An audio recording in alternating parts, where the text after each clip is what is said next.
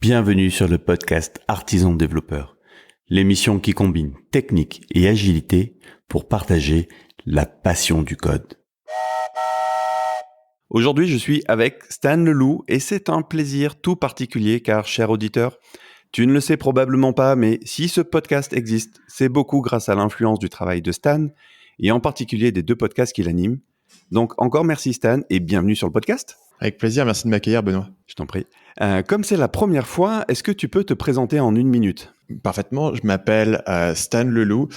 Je fais un site qui s'appelle marketingmania.fr et je suis aussi connu pour le podcast du même nom, Marketing Mania, mais surtout pour la chaîne YouTube qui s'appelle, encore une fois, Marketing Mania. Sur tous ces sites, je parle donc de marketing, mais surtout, je réfléchis à la question de la psychologie humaine et de comment construire ce que j'appelle les compétences profondes, c'est-à-dire comment apprendre les choses qui vont pas changer en matière de vente, en matière de marketing. Parce que les petites tactiques de marketing, les hacks Facebook pour avoir un peu plus d'audience, ça va et ça vient. Mais au final, tu parles toujours à des gens et c'est comment est-ce que tu vas t'exprimer à ces gens de manière à capter leur attention et de manière à les convaincre que ce que tu dis est intéressant et peut leur apporter quelque chose.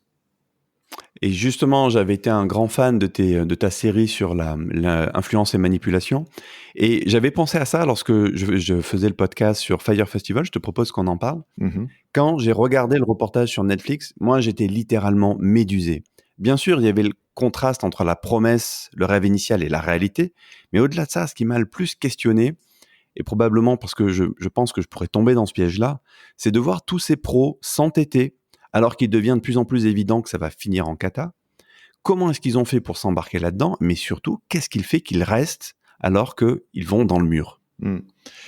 Justement, tu fais référence à un principe qui est dans la série de podcasts Influence et Manipulation, qui est inspiré d'un livre du même nom de Robert Cialdini, qui est le principe de cohérence. C'est-à-dire que nous sommes psychologiquement conditionnés pour être cohérents avec nos actions passées et que si tu t'es engagé sur un certain chemin d'action, tu vas avoir tendance à continuer sur le même chemin. Il y a un autre biais qui est lié et qui s'appelle en anglais sunk cost fallacy. En français, je pense qu'on pourrait appeler ça l'erreur des coûts qui sont perdus. C'est-à-dire que si tu as déjà mis, 3 000 € pour rénover ta cuisine et que tout d'un coup, tu découvres qu'il y avait plein de problèmes avec les tuyaux et qu'il va falloir remettre 3 000 €, tu vas dire, j'ai quand même déjà mis les 3 000, il faut que je continue. Alors que si le jour 1, on t'avait dit, ça va coûter 6 000 €, tu l'aurais jamais fait.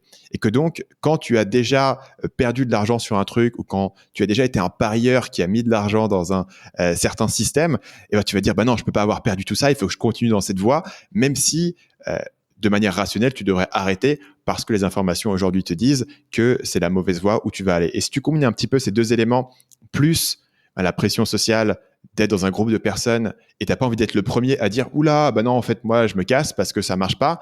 Et en fait, tu fais ça, notamment dans une aventure entrepreneuriale, t'es quoi ? T'es un traître. T'es la personne qui a lâché le projet, qui a abandonné, qui a foutu le truc en l'air. Et si tu es un des organisateurs au centre du projet et que tu quittes le Fire Festival 6 mois avant, il y a un petit truc qui dit peut-être que finalement, on aurait pu y arriver, qu'on aurait pu tous se mettre ensemble et trouver au dernier moment le budget de le faire. Et au final, ça sera toi. Tu sauras jamais que si tu as été resté, ça se serait quand même pété la gueule. Et donc, ça sera toi qui auras tué le projet. Et si tu combines un peu tout ça, le biais de cohérence que tu as déjà dans ta tête, la pression sociale, le fait que on est dans un truc entrepreneurial et surtout aux États-Unis, mais aussi en France, il faut y aller, il faut continuer, tout est possible, on peut arriver jusqu'au bout. Tu vois comment tu peux te retrouver dans une situation où tu es complètement bloqué, où en fait tout le monde sait que ça va pas marcher, mais personne ne va être le premier à le dire. C'est clair. Et en plus, c'est intéressant ce que tu dis sur la dimension financière parce qu'on sent que, ils le disent carrément, il y en a qui ont perdu beaucoup de plumes. Finalement, les gars, à un moment donné, et je crois qu'il y en a un qui le dit très clairement, à un moment donné, arrêter n'était pas vraiment une option parce que si je voulais être payé, il fallait que le festival ait lieu. Parce que le business model tel qu'il avait été construit, il y avait une grosse part du chèque qui était à la fin.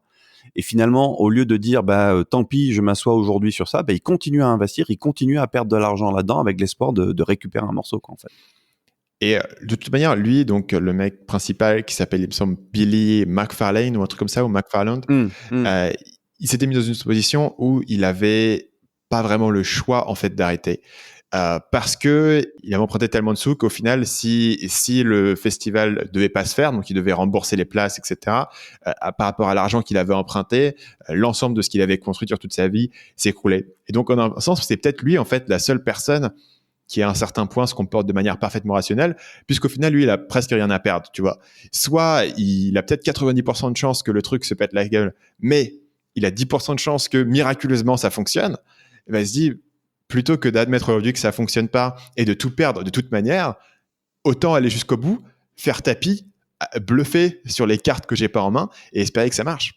C'est clair. Et ça me repose quand même la question de la limite, parce qu'à un moment donné, on parle quand même. Enfin, j'aime bien cette anecdote parce qu'elle montre qu'on va loin quand même dans l'engrenage. On parle à un moment donné d'actes sexuels pour favoriser des choses.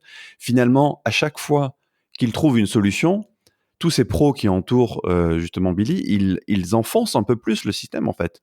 Finalement, si à un moment donné, il ne trouvait pas une solution, on aurait pu sortir la tête haute quelque part en disant non, ça va pas marcher. Mais finalement, à chaque fois qu'on trouve une solution, on s'enfonce un peu plus en fait. Et lui était un peu magique. C'est ça qui est assez fou, c'est que régulièrement, ils te disent, bah voilà, on était à court d'argent, et tout d'un coup, Billy fait, attends, t'inquiète pas. Il part, il monte dans un avion, il revient 3 jours plus tard avec une valise avec 3 millions de dollars, tu vois. Et personne ne sait où le mec a trouvé les 3 millions de dollars pour tenir 6 semaines de plus. Et quand t'as un mec comme ça qui est capable de faire des semi-miracles, tu te dis, mais peut-être, si ça se trouve, il va être capable d'y arriver au final, tu vois. C'est un peu cet effet Steve Jobs tu sais, c'est dans la biographie de Steve Jobs par Walter Isaacson, ce concept de champ de distorsion de la réalité. Que quand tu es autour de ce mec, il te dit un truc qui est censé être impossible, mais tout d'un coup, tu crois que ça va être peut-être possible, tu vois. Et quand tu vois le mec qui fait des tours de passe-passe, qui trouve de l'argent, qui fait des trucs, tu te dis, au final, je suis pas sûr, tu vois. Au final, si ça se trouve, ça va être possible. Ça a l'air d'être impossible, mais ça se trouve, ça va être possible. Et dans ce cas-là, dans une telle inertie d'un projet qui est en cours, que bah, t'en ressors pas. Et il n'y a jamais un jour, et jamais un point de bascule, tu vois. Au jour 1, tu es sur le projet le plus excitant de festival musical qui va tout révolutionner. Et le dernier jour, tu es sur le désastre du siècle qui a été sur tout Instagram et qui a fait un documentaire Netflix. Mais entre les deux, tu n'as pas vraiment de rupture. Tu sais, c'est un truc, c'est un peu cette grenouille qui est dans l'eau et qu'on fait bouillir au fur et à mesure. Et si tu l'avais fait bouillir directement, elle aurait sauté.